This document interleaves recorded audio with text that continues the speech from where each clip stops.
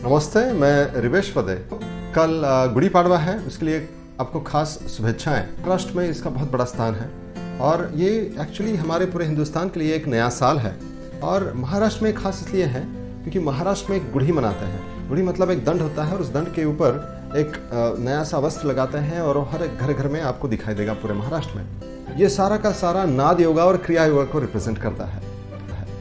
संत ज्ञानेश्वर महाराज जो महाराष्ट्र के एक संत शिरोमणि हुए, उन्होंने जो पंथराज क्रिया सिखाई और उसके जो रिजल्ट्स, इसको जताने के लिए ये इसके बारे में जिक्र किया है। तो मैं आपको इसके बारे में बताऊंगा।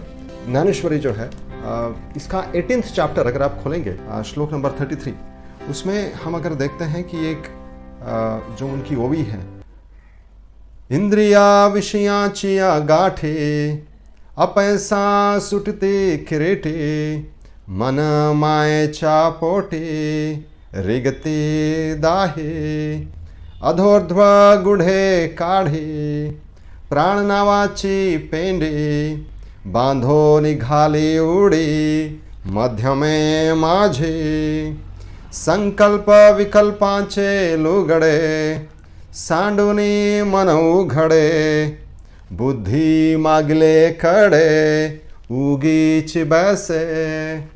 एक्चुअली हमें मन और इंद्रियों की जो तकलीफ हो रही है और इस तकलीफ को अगर मिटाना है या इससे बाहर निकलना है, तो संत ज्ञानेश्वर कहते हैं कि पंथराज क्रिया जब आप करते हैं तो आप मध्यमा में एस्टेब्लिश हो जाते हैं, जिसमें हमारी ईड़ा और पिंगला, ये जो दो नाड़ियाँ हैं, ये मध्यमा में, क्योंकि इन दो नाड़ियों की वजह से ही जो है हम इंद्रिया और मन में उलझे हुए हैं। तो जैसे ही हम मध्यमा में आ जाते हैं तो तुरंत इस सहस्त्रार में हमारा रूट जो था वो रूट होना शुरू हो जाता है। क्या, कैसे?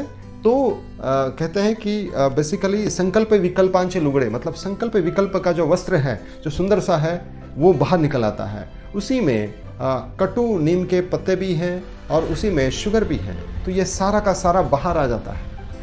तो इसलिए संत ज्ञानेश्वर हमें ये पंथराज क्रिया जो है उसके बारे में एक तरीके से बता रहे हैं और गुढ़ी का असली मायने में मतलब बता रहे हैं।